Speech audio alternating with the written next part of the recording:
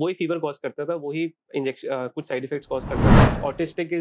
Autism is a very common issue nowadays. पिछले 20 years में India में पीडियाट्रिक ओबेसिटी मतलब बच्चों में मोटापे का एपिडेमिक स्टार्ट हो गया है। अंदर इतनी हाई शुगर हाई सॉल्ट होता है कि he will not like the other thing. It is mostly around 4 to 5 years Four of to five age, years. More in boys than girls. तो सरकार ने बहुत सारी वैक्सीनेशन फ्री में अपने सेंटर्स पे शुरू करी है।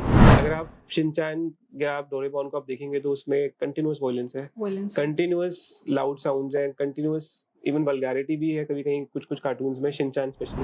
But don't be very loose also, you have to maintain a very balanced Fine balance. Kind of parenting. Yes.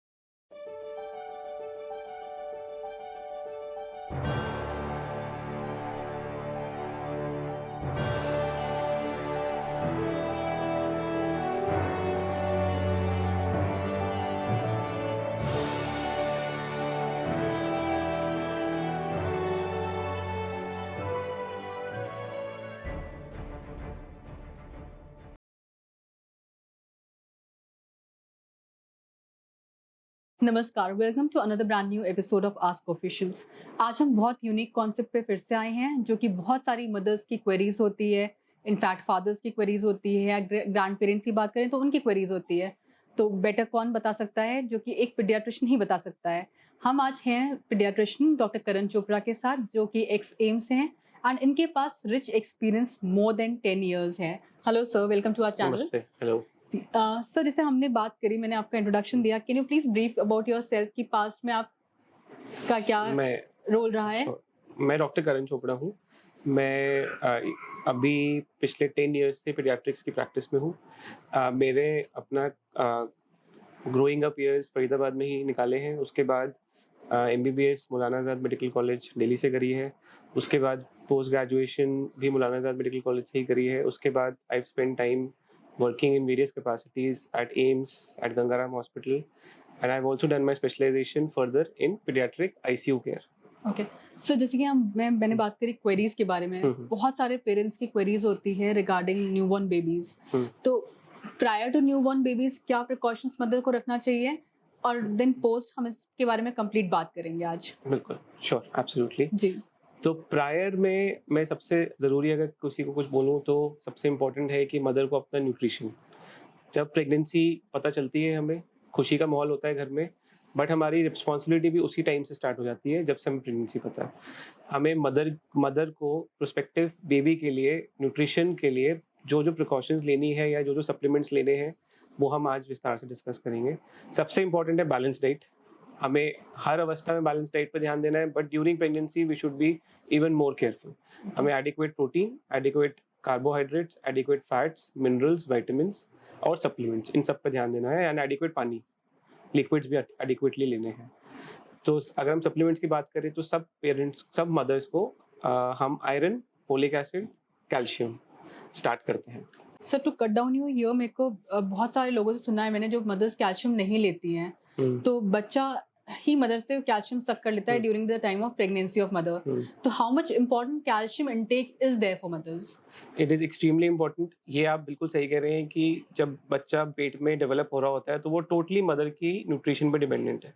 उसको everything is coming from the mother through the placenta to the baby.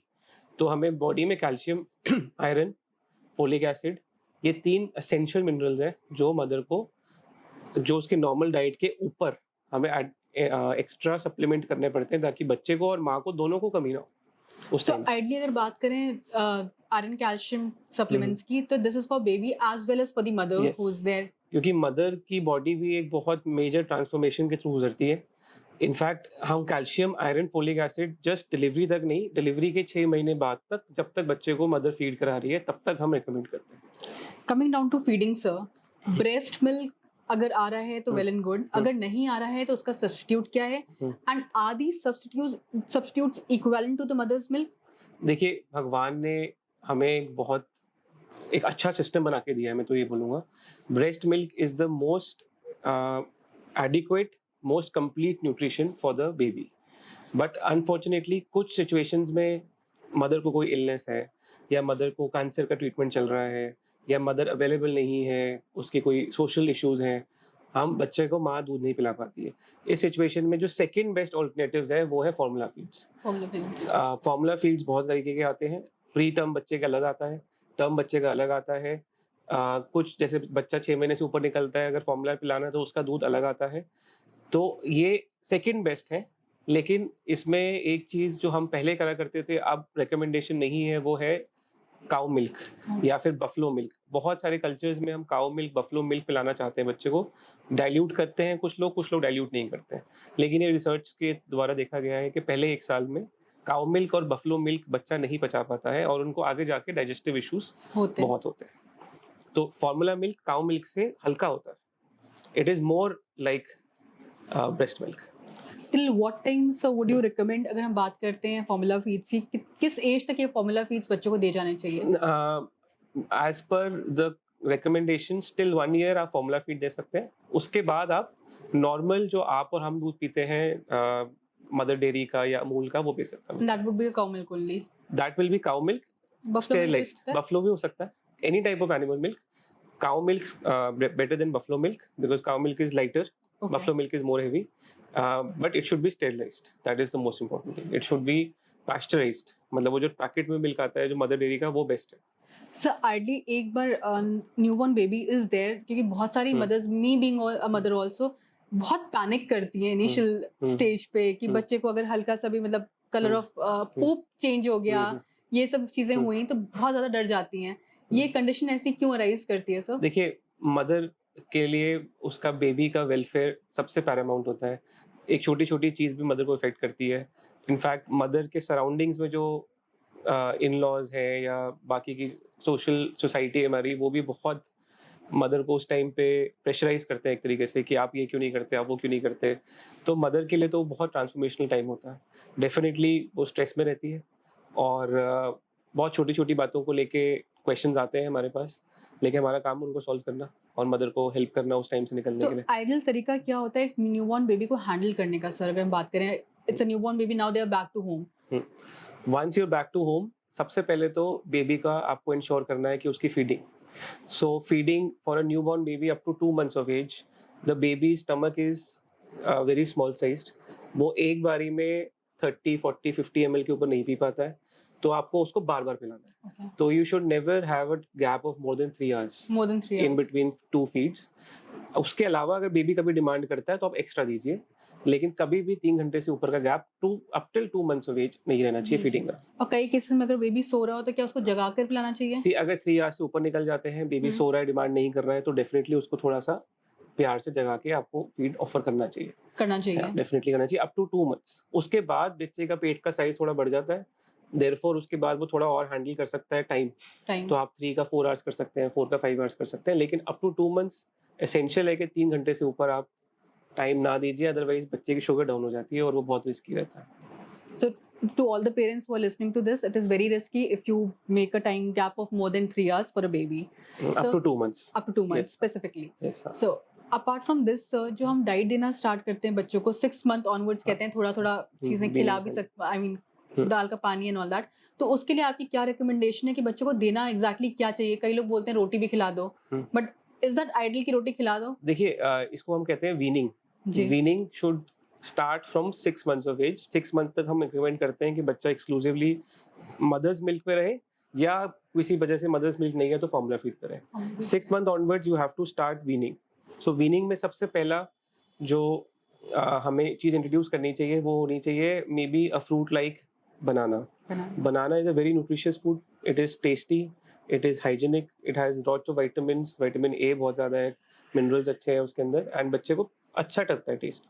आप बिल्कुल mash करके may be half spoon try करिए देना उसको। फिर धीरे धीरे बाकी के इंट्रोडक्शंस लेके, अगर पहले आपने एप्पल बनाना लिया, फिर उसके बाद एप्पल इंट्रोड्यूस कर दिया, फिर उसके बाद दाल का पानी नहीं, दाल ये हमारे कल्चर में मिथ है कि दाल का पानी देना चाहिए। नहीं, दाल, उबली हुई दाल, कोई सी भी दाल, उसको मैश करके आप बिल्कुल विदाउट नमक, without added salt, without added sugar आप उसको दीजिए।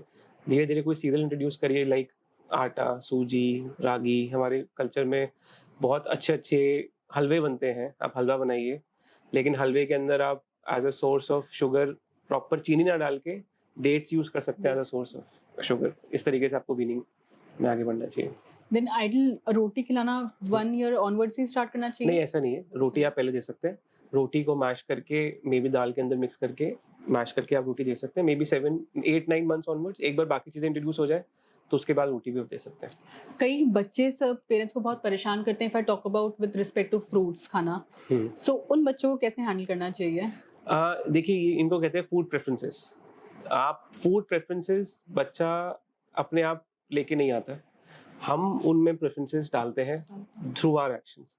सो अगर आप बच्चे को फॉर एग्जांपल आप 2-3 साल का बच्चा है, उसको आपने चिप्स ऑफर करे हुए हैं या बिस्किट ऑफर किया हुआ है, उसके अंदर इतनी हाई शुगर, हाई सॉल्ट होता है कि he will not like the other thing. Okay. तो अगर आप उसको एक ब्लैंड फ्रूट पकड़ा देंगे, मे बी एप्पल, उसको वो क्रेविंग सॉल्टी फूड की है, शुगरी फूड की है। सो आप अगर शुरू से रिकमेंडेशन ये है कि पहले 1 साल आप ना शुगर ऐड करें, ना सॉल्ट ऐड करें, ताकि बच्चे का कोई फूड प्रेफ़रेंस ना बने एज़ सच कि वो आगे जाके फँसी हो जाता है बच्चा फिर। तो उसके बाद आप घर की चीज़ों पे फ़ोकस करें, बाहर की चीज़ें तो आप उसको 2 इयर्स तक दे ही ना। जो उसको बाहर की चीज़ पसंद है, मे बी उसको फ्राइड आलू चिप्स पसंद है, वंस इन अ व्हाइल आप घर पे फ्राई करके दे सकते हैं। But this is because of the high intensity of sugar and high intensity of salt in packaged food, जिसकी वजह से बच्चे की क्रेविंग उन चीज़ों की है और बाकी चीज़ फिर उसको ब्लैंड लगती है और वो रिफ्यूज़ करता है। Sir are these the reason कि जुवेनाइल डायबिटीज होता है बच्चों को? बहुत बहुत अच्छा क्वेश्चन है।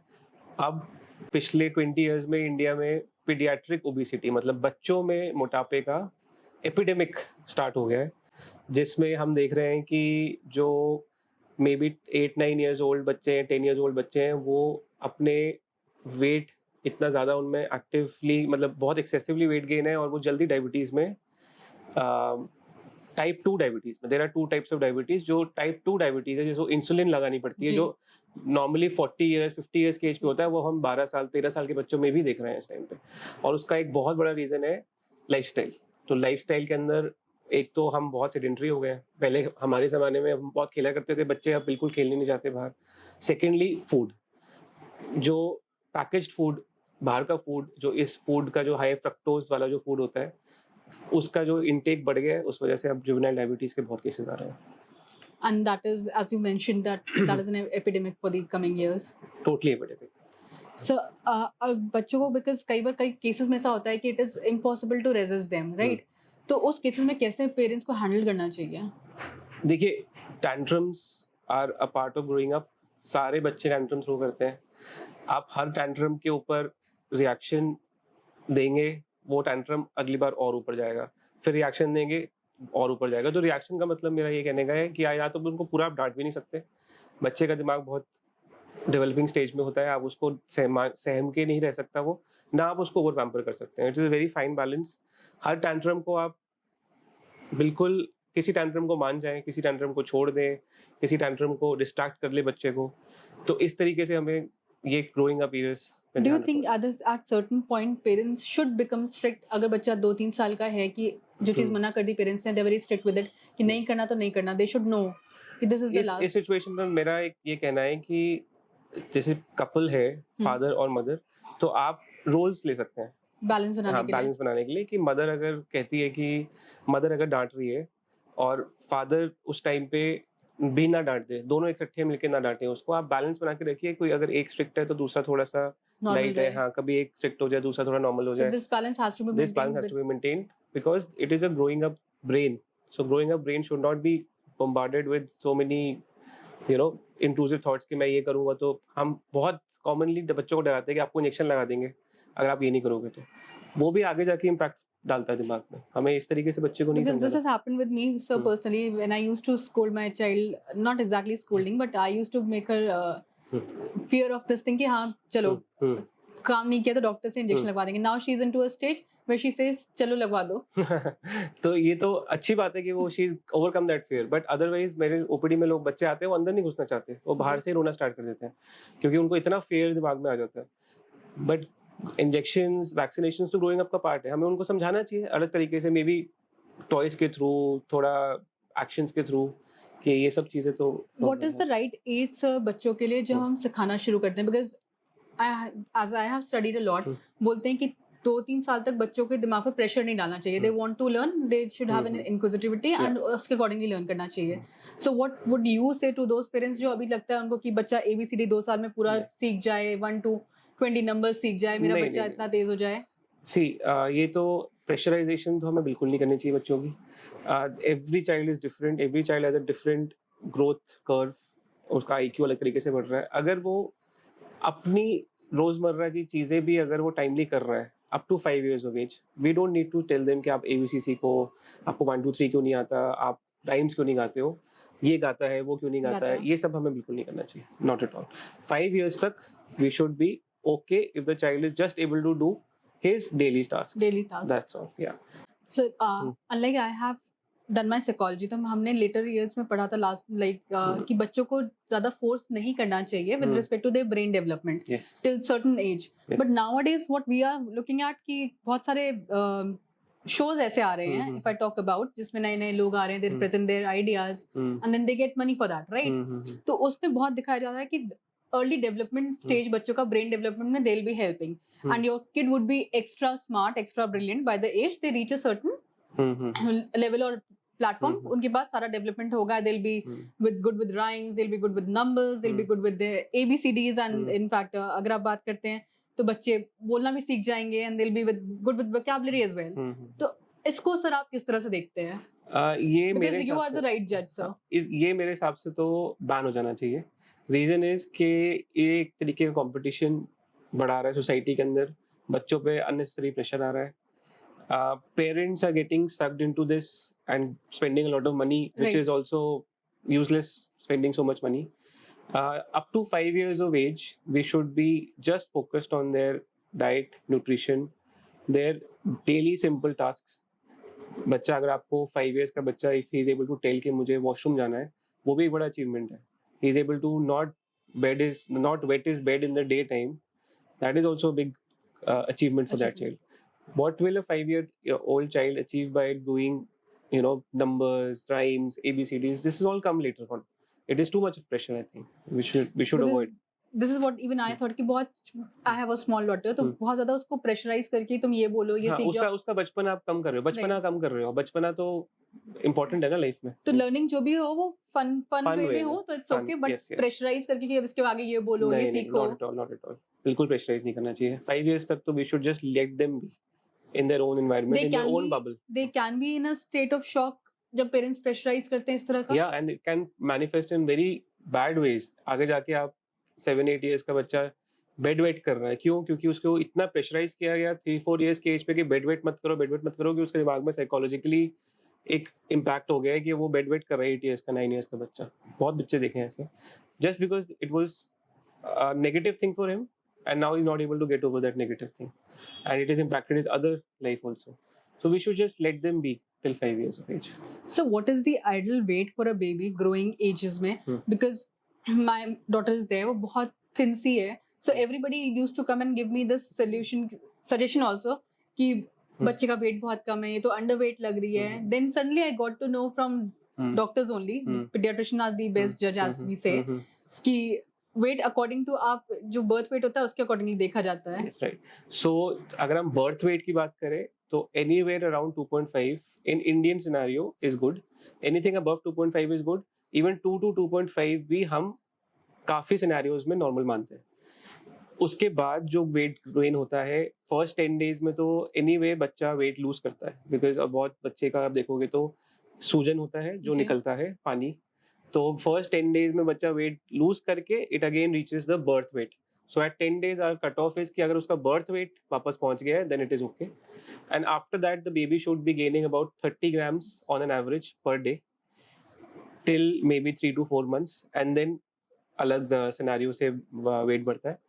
अगर आप बिल्कुल एक एवरेज रफ आइडिया लेंगे तो eight 1 year of age, at 5 months of age the weight should be double of what the birth weight was. 5 months. अगर 2.5 kg का बच्चा था तो 5 महीने पे वो 5 किलो का होना चाहिए, and that child's weight should be triple at 1 year of age. So अगर 2.5 kg का बच्चा था तो अगर वो 1 year पे 7.5 kgs है then it is adequate. Again, telling to all my viewers, it is very important to calculate the weight according to the time gap period. Yes, so we have growth charts. Growth charts का क्या मतलब होता है कि हम बच्चे का as के हिसाब से वेट और हाइट और सर का साइज ये हम आप चार्ट करते हैं, और हमारे पास बहुत क्लियर कट बच्चों की और इंडियन बच्चों की गाइडलाइंस हैं, जिनके अंदर अगर हम उससे नीचे अगर वेट है या हाइट है या हेड सर्कमफ्रेंस है या माइलस्टोन्स हैं, तो हम उसके अगर अकॉर्डिंग एक्शन ले सकते हैं। तो आप सोसाइटी में आपको ये बोलेंगे इसकी हाइट नहीं बढ़ रही, इसका हाँ। वेट नहीं बढ़ रहा, that has no meaning. The only meaning is के if we plot that weight on the growth chart, वो अगर हमारे सेंटाइल्स कम आ रहे हैं तो ही हम उस पे हमें कुछ एक्शन लेना चाहिए। Otherwise, it is absolutely Yeah. okay. बच्चे की growth is या absolutely सम okay. बच्चे शुरू में वेट गेन कर लेते हैं, बाद में नहीं करते, कुछ शुरू में नहीं करते, बाद में कर जाते हैं। एनीवे वेट तो गेन करना ना करना is the most primitive concept. आपको वेट से ज्यादा इंपॉर्टेंट आपकी हाइट है, आपकी आईक्यू है, आपका माइलस्टोन्स है। वेट तो हम सबका बाद में गेन होता है, कौन ऐसा है जिसका वेट गेन ना हुआ आज तक? सबका ही तो वेट गेन होता सबका है। होता है, right, सो वेट पे हमें फोकस नहीं करना चाहिए शुरू में। इट इज अ मिथ कि हमें वेट बढ़ाना है बच्चे का। तो आइडली जैसे हमने बात करी थी अभी ओबेसिटी की, एक that can be also a reason बच्चे को Yeah. जब ज्यादा फीड इन कर देते हैं। एग्जैक्टली, आप ओवर फीड करके बच्चे को बढ़ा रहे हो वेट, आप बफलो मिल्क पिला पिला के बच्चे को एक तरीके से फुला रहे हो, that is not a good weight. That has impact आगे जाके, diabetes, hypertension, even heart disease, ये सब हमारी कंट्री में जल्दी हो रहा है। उसका रीजन एक बहुत बड़ा ये है कि हम बच्चों को ओवर फीड कर रहे हैं because of our obsession with weight. ये बच्चा हेल्दी दिखना चाहिए, बच्चा फूला हुआ दिखना चाहिए, गोल दिखना चाहिए, गाल लटके होने लटके होने चाहिए, चाहिए, but that right. is not how it should be. He should have good weight, not fat weight. So what about अगर हम बात करते हैं, कई पेरेंट्स ऐसे होते हैं, कई अगर बात करें दादा दादी नाना नानी की भी, कि बच्चा 6 महीने का हुआ या महीने भर का हुआ उसको शहद चटा दो।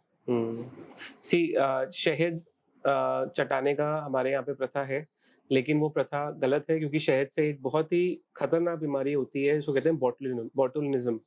सो बॉटुलिनिज्म एक जानलेवा बीमारी है बच्चे के लिए, और वो शहद के थ्रू होती है। तो जो क्लियर कट गाइडलाइंस और रिकमेंडेशंस हैं वो ये है कि आप 1 साल तक बच्चे को शहद नहीं दे सकते। 1 साल के बाद आप शहद दिखा सकते हो, वो भी अच्छी क्वालिटी का शहद, जो कि अच्छी तरीके से पैकेज्ड है, प्लस आपने स्टोर किया है। अदरवाइज उसमें बॉटुलिनिज्म का रिस्क है, और वो बहुत रिस्की है। इसी तरह का एक और चीज है सर, जैसे कि बच्चे के आंख में काजल लगाना। सो इसके ऊपर आप क्या बोलना चाहेंगे? काजल लगाने का प्रथा हमारे देश में बहुत प्राचीन है। आई थिंक काजल लगा के लोगों को लगता है कि नजर नहीं लगती है, लेकिन लोग कहते हैं आंखें बड़ी हो जाती है आंखें सर। बड़ी जाती है। आंखें बड़ी होने का तो पॉसिबिलिटी ही नहीं है। आंखें तो उसकी वैसी बड़ी होंगी जैसी उसकी होनी है ना? Right. वो काजल से तो कोई फर्क नहीं पड़ता। दूसरी चीज है कि नजर नहीं लगती है। तो काजल एप्लीकेटर जो होता है वो हम क्लीन नहीं रखते, काजल की क्वालिटी अच्छी नहीं होती है, काजल आंख में चली जाती है, जिसकी वजह से ब्लाइंडनेस तक बच्चों में देखी गई है, आंखों की बीमारियां देखी गई हैं। तो काजल एप्लीकेशन शुड बी अवॉइडेड। अगर आपको नजर नहीं लगानी है, आपको लगता है, तो आप एक काजल का डॉट लगा सकते हैं, बट पूरी आईज के अराउंड काजल लगाना should not be done, it should be avoided at all costs. बहुत सारे लोग हैं सर, अगर बच्चे छोटे होते हैं उनको जॉन्डिस हो जाता है अर्ली स्टेज पे अगर देखते हैं, तो instead of going to doctor they go for people जो झाड़ फूक करते हैं। तो इस बारे में आप लोगों को क्या इन्फॉर्मेशन देंगे? जो जॉन्डिस वेरियस प्रकार के होते हैं। जो पैदा होते ही जॉन्डिस होता है उसको हम फिजियोलॉजिकल जॉन्डिस बोलते हैं। वो इसलिए होता है कि बच्चे का लिवर अभी उतना अच्छे से काम नहीं कर रहा होता है, और वो मोस्टली जॉन्डिस पहले दूसरे तीसरे दिन से स्टार्ट होके 7वें 8वें दिन पर पीक होता है उसके लेवल का, और वो 14 दिन तक खत्म हो जाता है। 100 में से 90 बच्चों को जॉन्डिस के लिए हमें कुछ नहीं करना पड़ता, उनको सिर्फ फीडिंग कराना है और वो अपने आप जॉन्डिस ठीक हो जाता है। 100 में से 10 बच्चे ऐसे होते हैं जिनका जॉन्डिस का लेवल एक सर्टेन कट ऑफ से ऊपर चला जाता है, और उन बच्चों को हमें फोटोथेरेपी या एक ब्लू कलर की लाइट होती है उसमें रखना पड़ता है बच्चे को, ताकि वो स्किन से हम जॉन्डिस को निकाल सकें। अब हमारे कल्चर में बहुत मिथ्स हैं कि जॉन्डिस को हम झड़वा के निकाल सकते हैं या कोई दवाई दे के निकाल सकते हैं। तो ऐसी कोई झड़वाने की टेक्निक नहीं हो सकती जिससे जॉन्डिस निकले। जॉन्डिस निकलने का तरीका सिर्फ यूरिन और पॉटी के थ्रू है, और वो लाइट के थ्रू ही निकल सकता है। दूसरा, कोई ऐसी दवाई भी नहीं है जो शुरू में फिजियोलॉजिकल जॉन्डिस के लिए बनी है हमारे मेडिसिन में, हमारी मेडिकल लाइन में। अगर कोई एक तरीका है तो वो है फोटोथेरेपी, और वो बिल्कुल हार्मलेस है। कोई उसका लॉन्ग टर्म इफेक्ट नहीं है। बच्चे को माँ का फीड कराते रहते हैं और फोटोथेरेपी की मशीन में रख देते हैं, फिर माँ का फीड, फिर फोटोथेरेपी की मशीन, और बच्चा मैक्सिमम 1 या 2 दिन में ठीक हो जाता है। तो हमें इन फॉल्स ट्रीटमेंट से बचना चाहिए।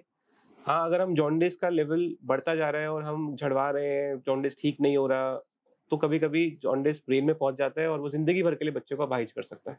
तो जॉन्डिस का ट्रीटमेंट राइट डॉक्टर पे, राइट टाइम पे बहुत ज़रूरी है।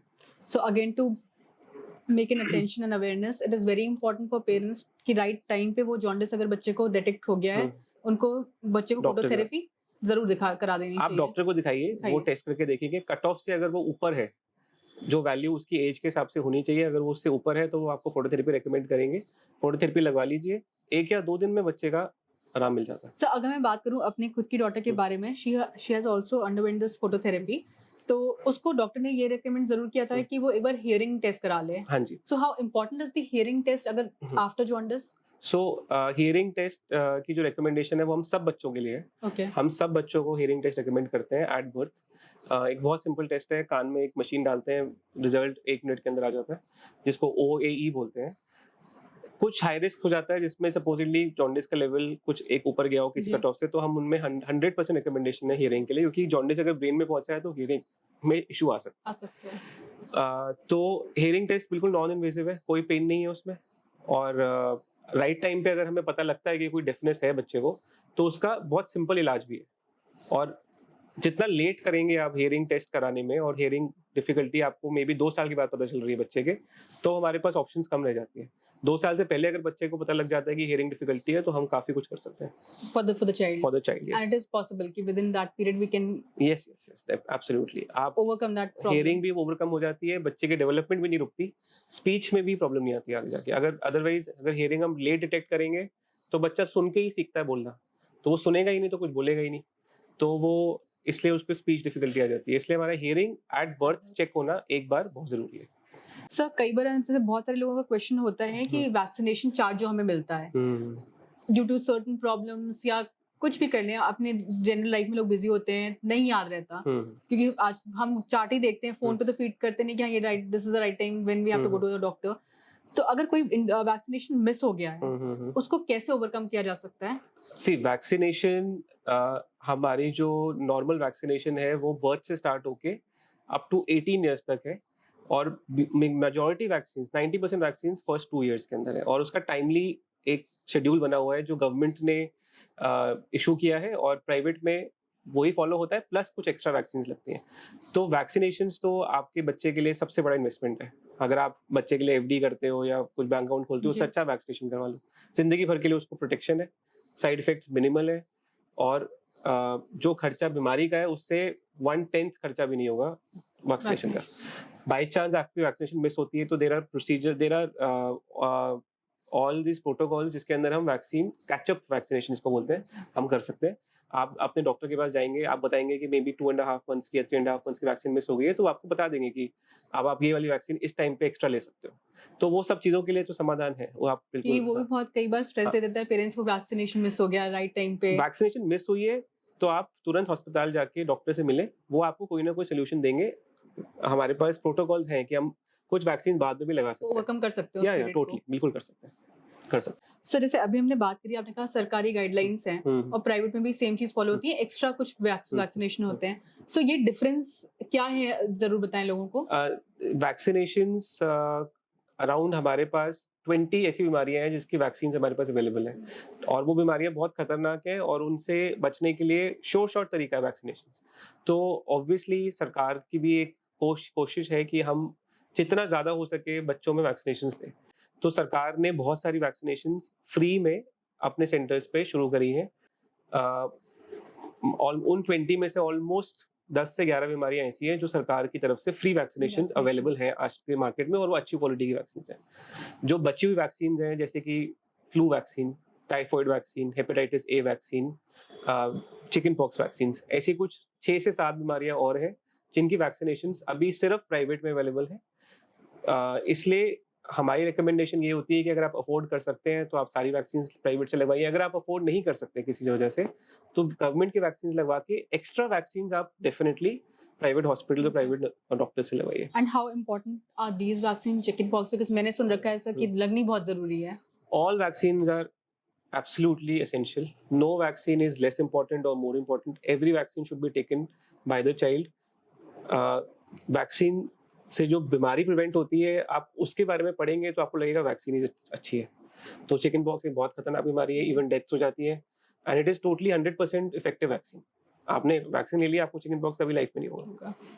तो similarly typhoid vaccine, influenza vaccine, flu vaccine इसको हम बोलते हैं, वो भी इस तरीके की है। तो ये बहुत जानलेवा बीमारियां हैं जिनका वैक्सीन हमारे पास है और हमें उनका यूटिलाइजेशन करना चाहिए।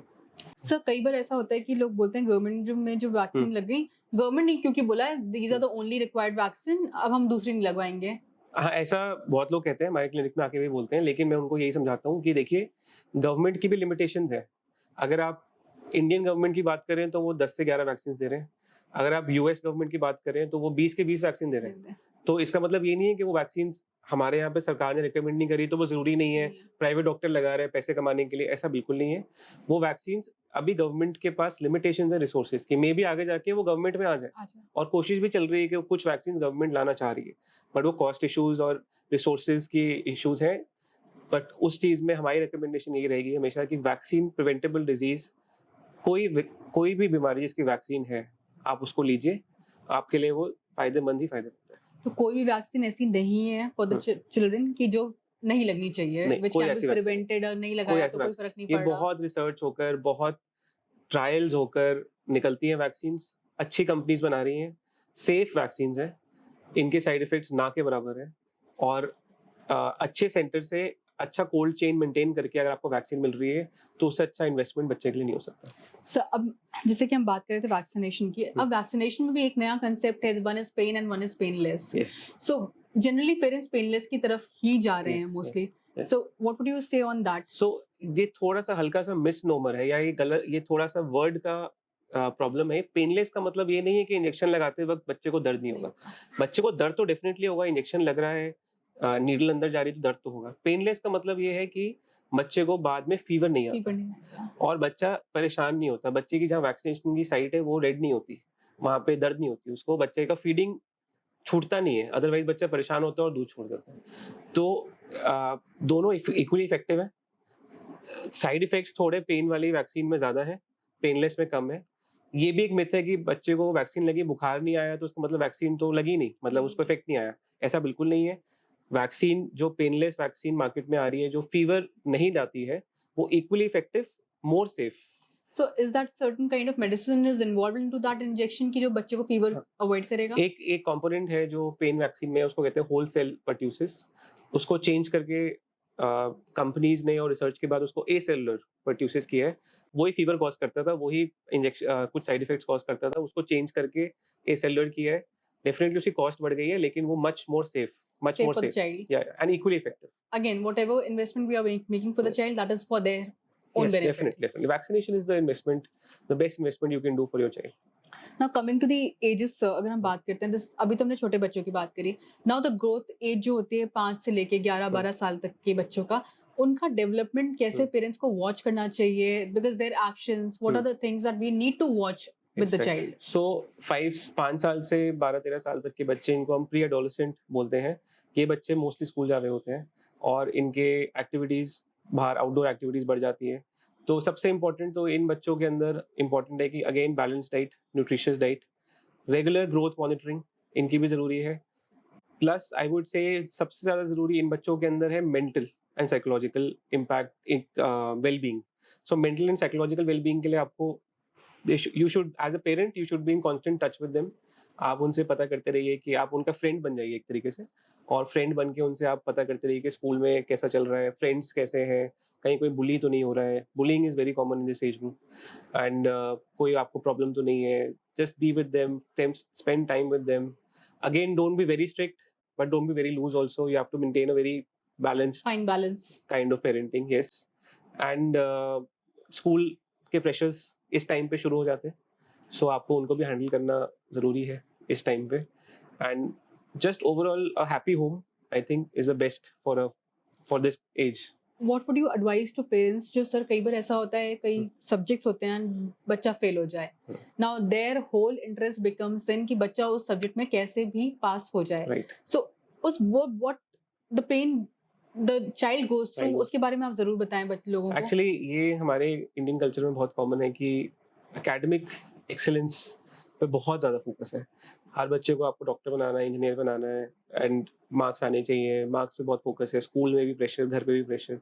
बहुत बच्चे इन चीज़ को हैंडल नहीं कर पाते। हर बच्चा एकेडमिकली ओरिएंटेड नहीं होता, ये हमें एक्सेप्ट कर लेना चाहिए। अलग तरीके से ओरिएंटेशन होती है उनकी, कोई खेल-कूद में, कोई म्यूज़िक में, कोई एक्स्ट्रा करिकुलर में है। जी, You should just identify that talent and work on that and rather let them than enjoy that. let them enjoy that. Yeah, obviously, definitely enjoy it also. And if you want them to have a career in it, work on that rather than kid pass क्यों नहीं हो रहा, pass क्यों नहीं हो रहा, pass क्यों नहीं हो रहा. It becomes a very toxic environment for them. School में भी, घर पे भी, and can lead to dangerous consequences. And again to all those teachers also sir, कई बार टीचर्स डिफरेंशिएट करते हैं क्लास में बच्चों को Right. कि ये बच्चा फर्स्ट वाला है तो this they will sit in the front row, the Hmm. Other would be back benches. Hmm. Is how does this thing impacts the mental health of a child, ये बात करेंगे हम जरूर आज। Definitely, it will impact the child. And teacher का student पे, बच्चे पे सबसे ज़्यादा impact है after a parent. Right sir. So teacher is like a second parent. So for all teachers, it is very important that don't show your bias. You Biasness. should not be biased. It should not be, cultural bias, religious bias. All these kind of biases should not be there in a teacher at all.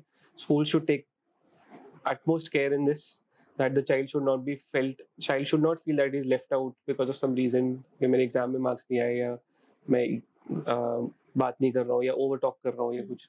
That is a very very important mental and psychological factor in children nowadays. Because as we have seen lastly बहुत कई cases आए हैं, बच्चों ने exams clear नहीं करे and they committed suicide. Yeah.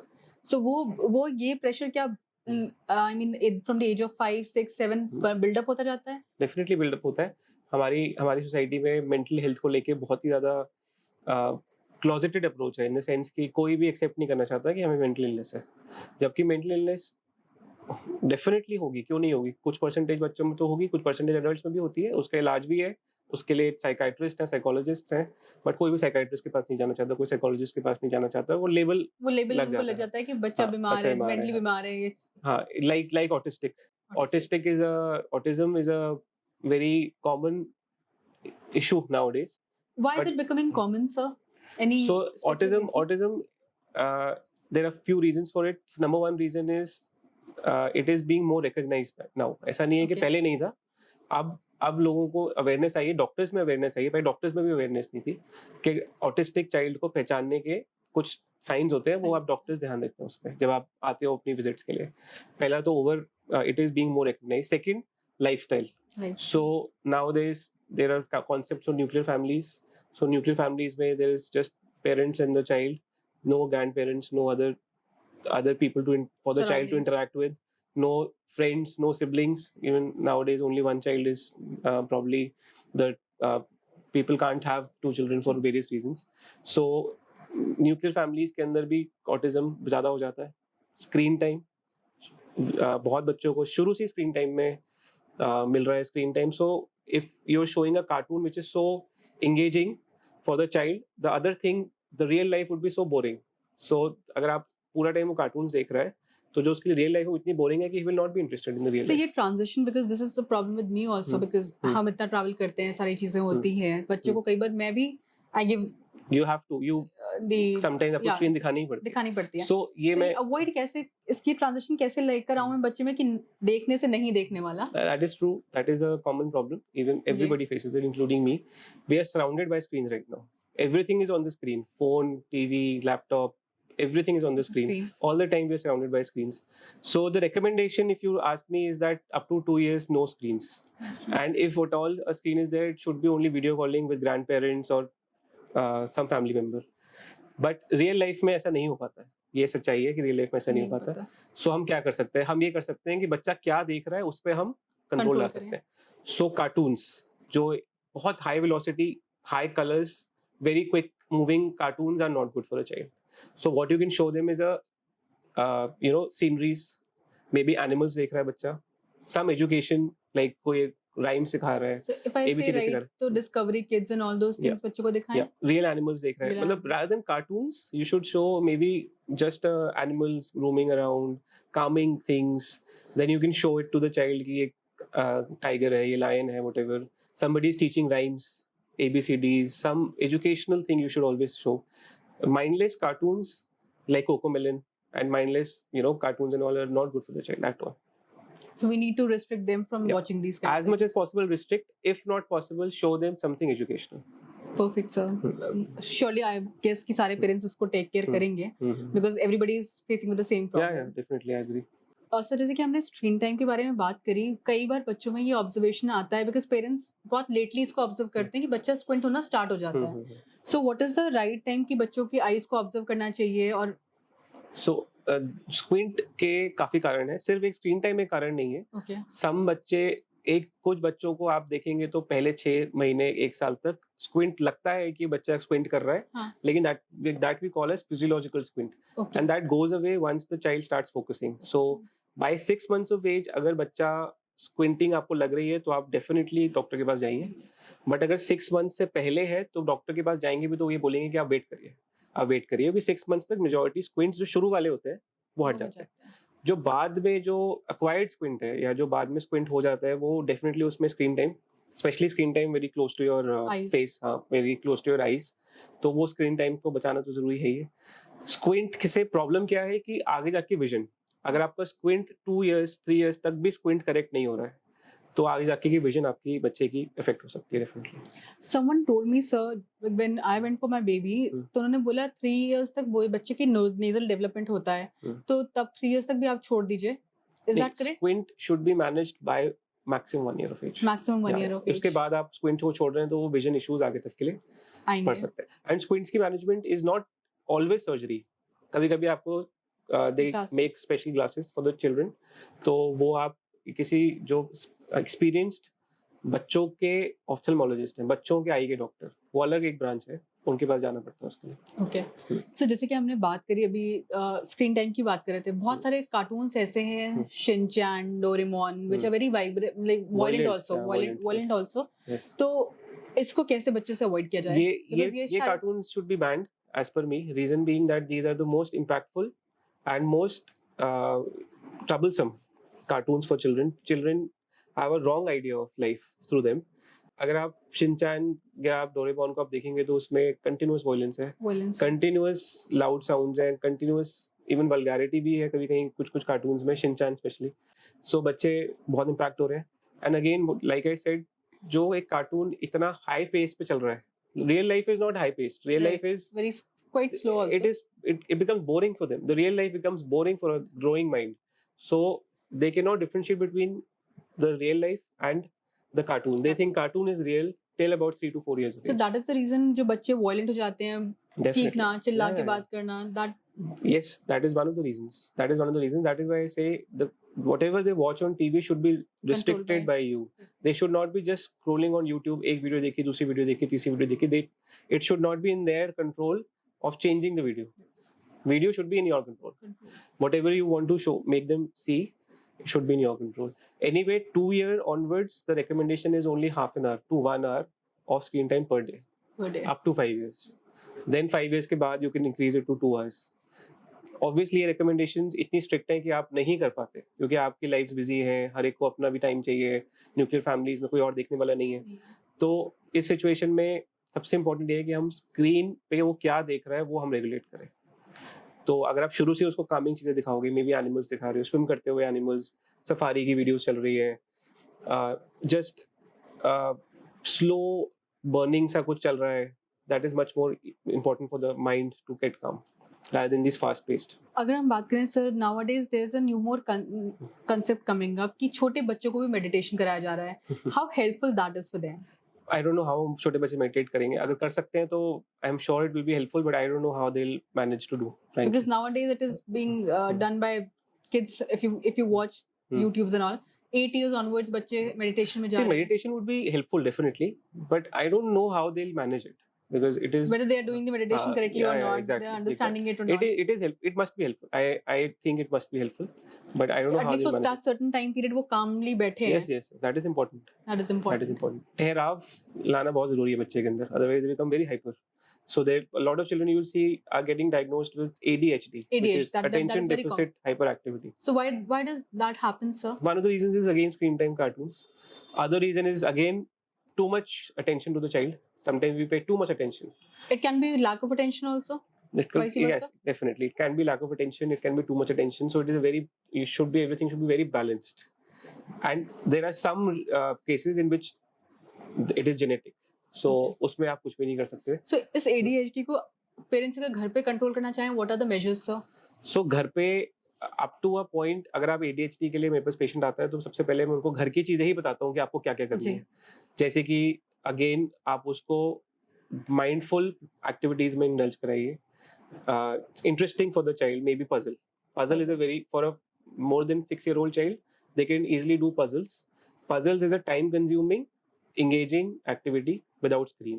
So आप puzzles में उसको इंटरेस्ट दिखाइए, आराम से 1 से 2 घंटा निकल जाएगा उसका.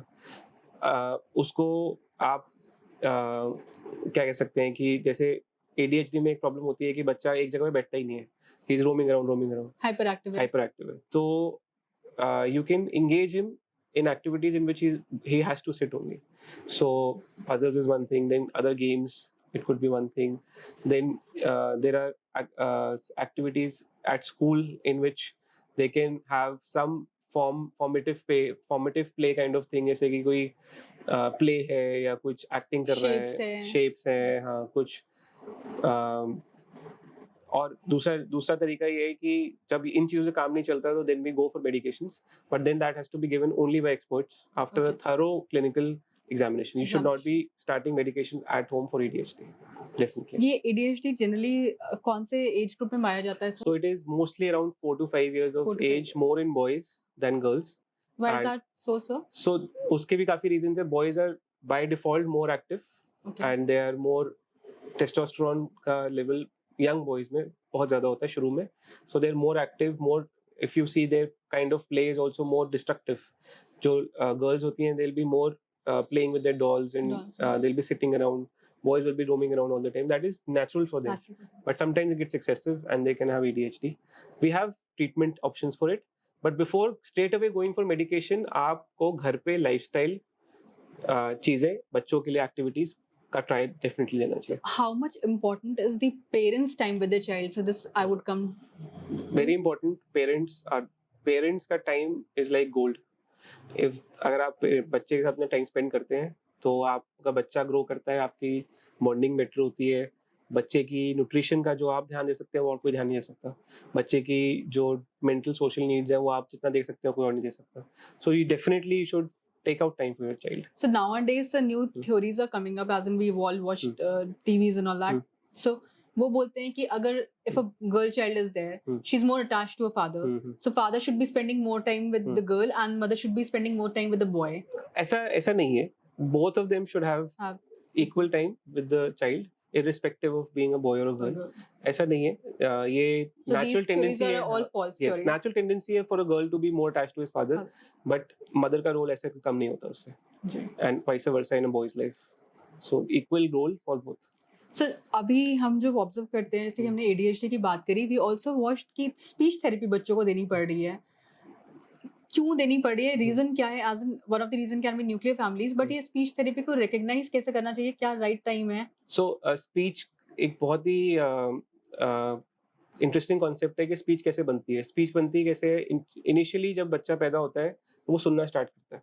तो आप जो बात कर रहे हैं आपस में, जो भी सराउंडिंग साउंड है, उससे उसका दिमाग is forming that speech and then the child starts speaking slowly. Starting में तो वो babbling करता है, cooing करता है, words without meaning, फिर धीरे धीरे meanings आते हैं, फिर sentences आते हैं, then they're able to say rhymes, their names. So it is a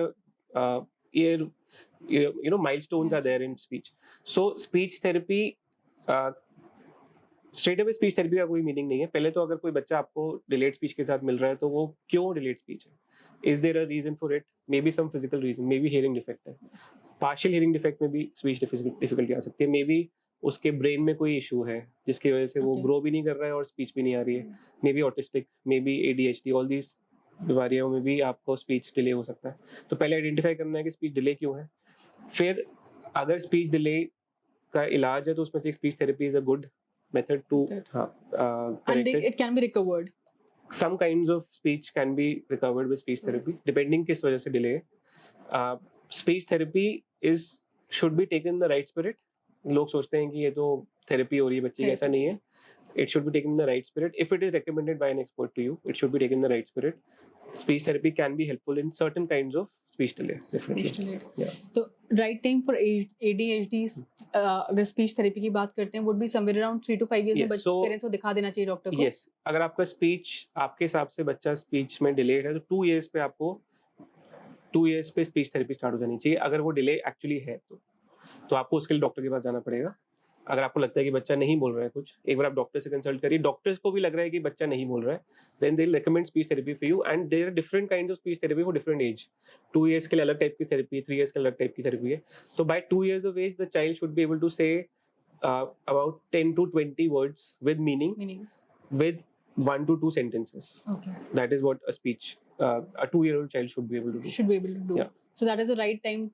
Right time to recognize speech Recognize delay. speech Yes. delay. Yes. Yeah. Okay sir, अभी जो हम करंट सिनेरियो देख रहे हैं, बच्चों को ट्रांजिशनल फेज में स्पेसिफिकली जब न्यू बॉर्न बेबीज होते हैं या 2-3 साल के भी बेबीज हो, तो जो ट्रांजिशन फेज होता है गर्मी से सर्दी या बरसात, Mm-hmm. इसमें बुखार जनरली आता ही आता है। तो इसको अवॉइड कैसे किया जा सकता है? Because for parents it is very panicking, मतलब बहुत ज्यादा पैनिक करते हैं पेरेंट्स भी कि भाई बुखार आ गया, एंड सडनली बुखार 103 104 तक जा रहा है, तो वो बहुत पैनिक ही हो जाता है। हाँ सो वेदर चेंज के टाइम बहुत बच्चे बीमार पड़ते हैं, अडल्ट बीमार पड़ते हैं। उसका रीजन ये है कि जो हमारे वायरस एनवायरनमेंट में जो वायरस है उसकी सर्कुलेशन वेदर डिपेंडेंट है। ओके तो अगर वेदर गर्मी बारिशों से एकदम गर्मी आ रही है, गर्मी से सर्दी आ रही है, तो कुछ वायरसेस की पॉपुलेशन बढ़ जाती है।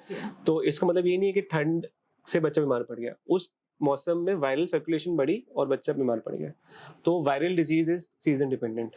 सो इस सिचुएशन में सबसे इम्पोर्टेंट तो ये है कि आप उस सीजन में कौन सा वायरस है या कौन सा मस्कीटो, अगर मस्कीटो वाला सीजन है तो आप अवॉइड करें पहले तो one of the ways to avoid is कि जो भी बीमार है, मे बी आप डे केयर भेजते हो बच्चे को या स्कूल भेजते हो, जस्ट आइडेंटिफाई कि कोई बीमार तो नहीं है।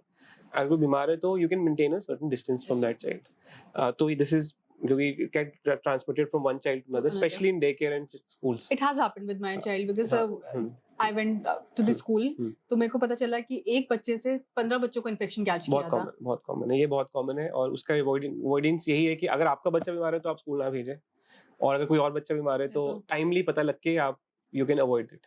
सो that is also one of our duties कि अगर हमारा बच्चा बीमार है तो हम स्कूल ना भेजें, क्योंकि बाकी बच्चों को भी रिस्क है। सर एज आई सेड कि 104 फीवर पहुंच गया था, तो इस टाइम पे क्या राइट स्टेप है जो पेरेंट को लेना चाहिए? बिकॉज पैनिक तो होता ही होता है, राइट।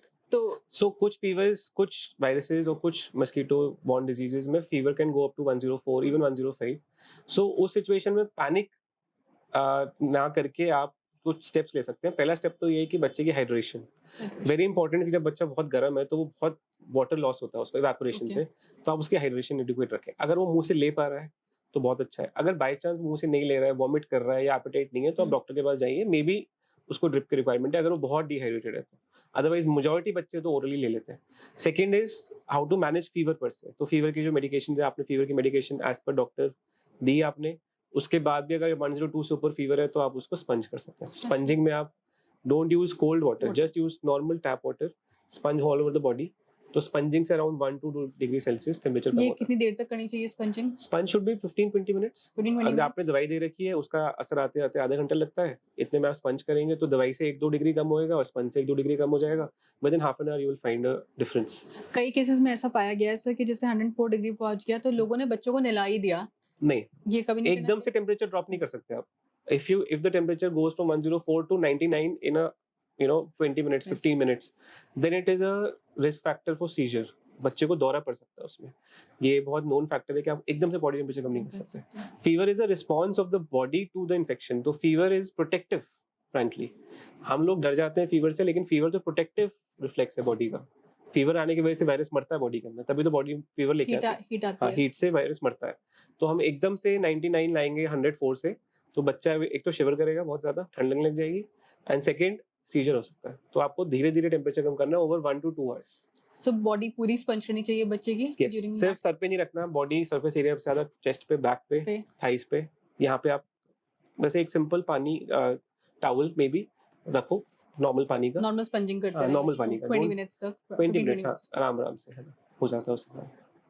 सर जैसे बहुत सारे पेरेंट्स होते हैं, हम टेम्परेचर्स लेते हैं, मी बीइंग अ पेरेंट, हम लोग साइड से बच्चे को जनरली लेते हैं कि बिकॉज अभी बच्चा छोटा है तो मुंह पे नहीं डाल सकते, तो ये बोलते हैं कि यहाँ का टेम्परेचर आर्मपिट्स का लिया, उसमें +1 ऐड कर दो, सो ये और कई केसेस में बोलते हैं कि नहीं करो। सी देखिए, इसमें सबसे जो एक्यूरेट टेम्परेचर है वो तो आपका पर रेक्टल टेम्परेचर है, वो आप ले नहीं सकते क्योंकि बच्चे के लिए पेनफुल है और आप हर किसी को वो लेना नहीं आता। तो जो हमारे पास ऑल्टरनेटिव्स हैं वो है माउथ के अंदर माउथ के टेम्परेचर अंदर। लेना और एक एक्सिला में। माउथ के अंदर टेम्परेचर लेना इसलिए रिकमेंडेड नहीं है क्योंकि आप घर के अंदर अगर 4 लोग हैं, हर कोई अपने-अपने माउथ में डाल रहा है, डाल रहे हैं इन्फेक्शन के। इन्फेक्शन आप एक से दूसरे को, दूसरे से तीसरे को। तो माउथ का टेम्परेचर इसलिए हम रिकमेंड नहीं करते, स्पेशली हॉस्पिटल्स में तो आप देखेंगे ही नहीं कि कोई माउथ में टेम्परेचर ले रहा हो। तो जो हम घर पे टेम्परेचर देखते हैं, हमें एक्सिला के अंदर या आर्मपिट के अंदर with the knob in a vertical position रख के आपको यहाँ पे रखना है। मोस्टली ऑटोमैटिक होते हैं तो वो बीप करेगा, तब आप देख लीजिए टेम्परेचर। अगर आप घर के अंदर बैठे हैं, एसी के अंदर बैठे हैं, एनवायरनमेंट आपकी 24-25 डिग्री सेंटीग्रेड में, तो आपका एक्सिला का temperature already on the lower side है, डेफिनिटली 1 ऐड करिए। ओके। बट हाँ, आप हॉट ह्यूमिड एनवायरनमेंट में कहीं हैं, बाहर है बेसिकली, धूप में है, तो आपको ऐड करने की कोई जरूरत नहीं, because the temperature will be higher as compare to the core temperature. One more question is there, so like हम जब बच्चों को नेबुलाइज करते हैं, व्हाई डू वी रिकमेंड कि पंखा एसी वैसे सब बंद करके करें और नेक्स्ट 5-10 मिनट्स तक और रखें वैसे So बच्चे को? nebulization is a very effective way nowadays, and very effective medicines are there to improve your cough, wheezing. तो जो नेबुलाइजेशन का कॉन्सेप्ट है वो ये है कि वो हवा के थ्रू आपको फ्यूम्स बन के बच्चा इनहेल जी। करता है ब्रीदिंग के टाइम, एंड वो जाके लंग्स में डिपॉजिट हो जाती है या थ्रोट में डिपॉजिट हो जाती है, डिपेंडिंग ऑन द मेडिसिन। तो अगर आप फैन ऑन रखेंगे तो फ्यूम्स का लॉस हो जाएगा, है ना। बच्चे को आपको एक क्लोज्ड, बहुत सारे बच्चे मुंह पे वो लगवाते नहीं, क्योंकि they get irritated, specially less than 5 year old, they will not get the nebulisation. Through जो mouth, आपका माउथ right. होता है वो रखेंगे नहीं यहाँ पे। तो आपको क्या कर लेना चाहिए, आपको एक रूम में, you should just sit in a room, close the room, switch off the fans and just let the child be in that room and just let the nebulization be in the environment, जिससे कि वो बच्चा normal environment में without getting very agitated वो environment से वो ले पाए। तो हमारा ये तरीका है नेबुलाइज करने का। So nebulization in short अगर हम बोलें, that is a very effective method. It is more effective than oral medication, Oral क्योंकि medication. oral medication बॉडी में जा रही है, ये लंग्स में डायरेक्टली जाएगा? यस, लंग में डायरेक्टली जाता है, लो डोज में है, साइड Okay. इफेक्ट्स और कम है। और कम है। हाँ, तो बेसिकली अगर आपका कॉफ बहुत ज्यादा है तो rather than giving oral medications आप सिंपल नेबुलाइज करो, मच बेटर। कॉफ के टाइम में सब बहुत सारे लोग बोलते हैं, जनरली घर के लोगों की बात करें, विक्स चेस्ट पे लगा दो। So is that helpful for Vicks chest पे तो नहीं हेल्पफुल है, लेकिन जो लॉजेंजेस होते हैं, विक्स के लॉजेंजेस आते हैं या और कंपनीज के लॉजेंजेस आते हैं, for a older child, may be 7-8 year old child, वो उसको कर सकता है ताकि वो लोकल उसको थोड़ा सा इफेक्ट मिल जाए। But Vicks on the chest as such Has cough no- के लिए नहीं, मे बी जस्ट काम करने के लिए बच्चे को, या फिर थोड़ा मसाज के लिए इफेक्टिव है, बट नॉट फॉर कॉफ पर से। अब नाउ कमिंग बैक टू कि अगर हम ओडोमॉस वगैरह की बात करते हैं, सो बहुत सारे पेरेंट्स ओडोमॉस मुंह पे हाथ पे लगा के बच्चे को स्कूल भेज देते हैं। How harmful that is? Odomos definitely full of chemicals, so we should avoid applying it on the skin. But इसके अंदर मैं आपको एक मतलब it is between risk versus benefit है कि अगर आपका मच्छरों का इतना रिस्क है जी, तो बेटर है कि आप ओडोमॉस लगा लीजिए, क्योंकि अगर मच्छर काटेगा तो it is much worse. Dangerous. Yes, so if the child is, if you have no other way to stop the मच्छर from biting, then please आप जो भी आपके पास तरीका है आप वो यूज करिए, क्योंकि मच्छर का बाइट डेंगू मलेरिया से तो वो कम हार्मफुल है definitely. And there are some better Odomos in the markets जो आपके स्किन फ्रेंडली है। जो पैचेस आते हैं आजकल वो पैचेस लगा सकते हैं, yes, less effective but still best is barrier method. You should just let the child be in full sleeve clothes, full sleeves, full pants, socks, shoes, especially in this season, जो आजकल season है जिसके अंदर बहुत ज्यादा अब mosquitoes का illnesses जो होती है लाइक मलेरिया डेंगू बढ़ रहा है, तो आप बच्चे को डस्क के टाइम, सनसेट के टाइम बाहर मत जाने दें। मच्छरों से बैरियर मेथड से आप कोशिश करें कि विदाउट टॉक्सिन उसको आप बचाइए। बैरियर मेथड मींस के फुल स्लीव क्लोथ्स हैं, अगर छोटा बेबी है तो उसको मच्छरदानी में रख लिया, आप फुल बेड मच्छरदानी भी लगा सकते हैं, that is also very good option, जिस नॉन टॉक्सिक, क्योंकि आप मच्छर आपके पास आ ही नहीं पाएगा। So these kind of things you should do, definitely avoid mosquitoes at all cost, they are very dangerous, very dangerous. So as we're running out of time, so there's one more important question जो बहुत लोगों का question आया है हमारे पास। क्या baby का massage करने से, अर्ली मसाज करने से बच्चे के वॉक करने में इफेक्ट करता है? और स्पेसिफिकली जो बोलते हैं डाबर लाल तेल जरूर लगाओ बच्चे को। नहीं, ये मिथ है। देखिए, बेबी मसाज के जो फायदे हैं, baby massage is definitely recommended. उसके फायदे ये हैं कि ब्लड सर्कुलेशन इंप्रूव होती है, बच्चे को एक कामिंग इफेक्ट मिलता है जब आप मसाज करते हैं, प्लस आपके मसाज करने की जो टेक्निक है उससे बच्चे की मसल्स इंप्रूव होती हैं, बोन्स तक तो कुछ नहीं पहुंचता। ऑयल के लिए अगर आप पूछेंगे तो आप कोई सा भी ऑयल यूज कर सकते हैं. देयर इज नो रिकमेंडेशन कि आप ये ऑयल डाबर यूज करिए, कोई और यूज करिए. There is no recommendation. Any oil would do. Just that the oil should not at room temperature and it should be clean, hygienic, healthy. So it is not helpful for walking at all. Not at all. Walking बच्चा अपने time पर ही करेगा और वो भी हमें उसको force नहीं करना कि तू चल है ना. It is he should take his own sweet time to learn walking. And अगर वॉकिंग की बात करें सर, बहुत सारे लोग बोलते हैं वॉकर में डाल दो बच्चा चलना सीख जाएगा. So walkers are not recommended at all. Walkers से इंजरीज होने का रिस्क ज्यादा है. प्लस वॉकिंग से बच्चा एक अलग टाइप की वॉक सीख जाता है जो कि अच्छी वॉक नहीं कहते, इसको कहते हैं टो वॉकिंग. तो walker is a method of जिसमें बच्चा वॉकिंग तो जल्दी सीखेगा लेकिन अलग गलत तरीके की वॉकिंग, और इंजरी होने का तो रिस्क डेफिनेटली उसमें बहुत ज्यादा. अगर वॉकर्स देने भी है तो वो हैंड वाले देने हैं जिसको बच्चा पकड़े move जो करे. वॉकर्स जितना कम सपोर्ट हो वॉकर के अंदर वो अच्छा है, लेकिन वॉकर में आपको हमेशा ध्यान रखना है कि बच्चे को इंजरी का बहुत रिस्क है, तो आपको हमेशा केयरफुल रहना है उस चीज के लिए. Thank you so much sir, आपने इतनी सारी क्वेरीज हमारी क्लियर करी. आई बिलीव कि बहुत सारे पेरेंट्स ऐसे होंगे कि जिनको ये बहुत हेल्पफुल लगेगा ये information. Thank you so much for having me. Thank you sir. Thank you.